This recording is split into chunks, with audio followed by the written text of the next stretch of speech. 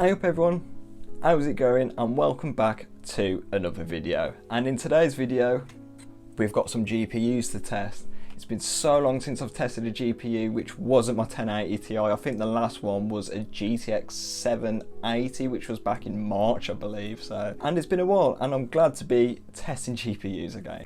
I got this R9 390 as a part of an untested GPU bundle which also came with a GTX 760 and a 650 Ti, so if you want to see them tested, make sure you subscribe. Launching back in the spring of 2015, the R9 390 was the replacement for the last generation R9 290 from AMD. Loaded with 2560 stream processors and 8GB of GDDR5 memory on a 512-bit bus, this thing for the time was packing power.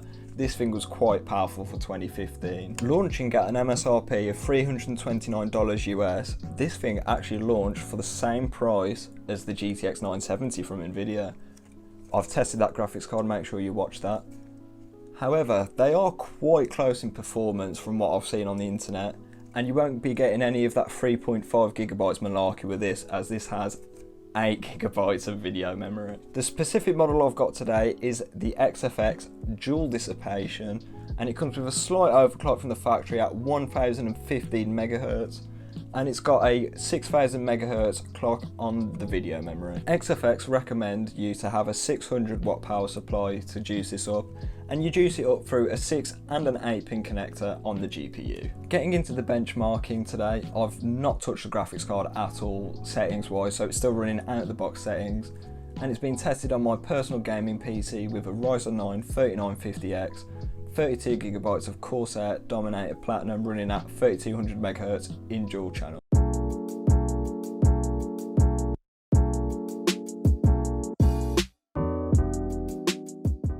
Starting off the benchmarks today with Fortnite, and on high settings the R9 390 delivered some respectable performance with 86 FPS on average and a 1% low of 58 FPS. For some reason Fortnite always tends to stutter quite a bit. I don't know what this is down to, maybe some sort of caching perhaps, but it's not to the point where it's going to take away from the gameplay experience in my opinion. Other than that, I think this graphics card is still very capable in this game, and even if you lower the settings to all low, which I call competitive settings, you'll easily get over 140 FPS just for that really high refresh rate experience. Jumping into my typical wet Australian Grand Prix benchmark in F1 2020. And on the high preset, the R9 390 rendered 101 frames on average with a 1% low of 84. During testing, the gameplay was buttery smooth, there was hardly any stutters, and this is pretty much the worst case scenario, so expect even better performance in a lot of scenarios when you're playing this game. GTA 5 launched on PC at around the same time the R9 390 came out, so I'm expecting really good performance here. And what can I say, the R9 390 delivered with 95 FPS on average and 73 FPS for the 1% low.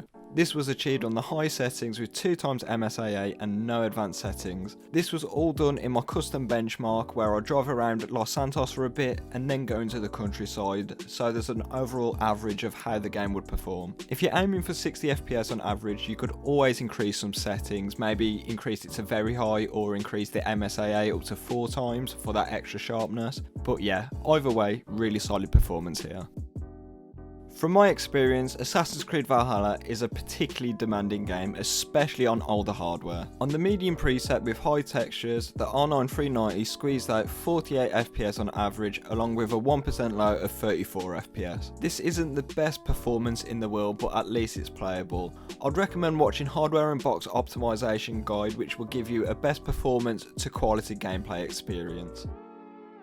Next game up is the ever so popular Call of Duty Warzone, and from my experience it isn't optimised too greatly if I'm honest. However, on the medium preset with the high textures enabled, the R9 390 got 75 FPS on average and a 1% low of 53. I'm actually impressed by the performance here, as Warzone isn't too kind to old hardware. The last game up today is the ever so troublesome Cyberpunk, and on the low preset with the high textures, the R9 390 pushed out 50 FPS on average with a 1% low of 38 FPS. I'll be honest, performance here is actually better than I expected, knowing what this game is like. It's spaghetti code. Let's be honest, it's spaghetti code. It isn't the most optimised game to ever grace PC gaming, but there are a lot worse games out there. GTA 4, I'm looking at you. With that all out of the way, that rounds off all the benchmarks for today. So, after all that benchmarking, is this graphics card still worthy of being an actual relevant gaming GPU?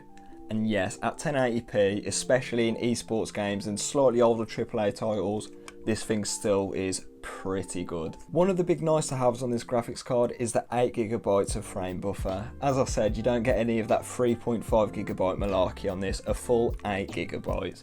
Which is a nice to have, so you can just crank them texture settings straight up, or even install mods for like games like Fallout 4 for extra textures and stuff like that, and it will still be perfectly fine. So, among the GPU crisis, has this graphics card managed to get out unscathed? No. This is probably one of the worst effective graphics cards I've seen. I've seen one of these go for £250. Yeah, for 970 levels of performance. It's not worth it. I don't know. I like the card. It's a really good graphics card, but the price on the used market right now is astonishingly bad. I got quite lucky. I got this in a bundle for 82 quid with 2 other working GPUs.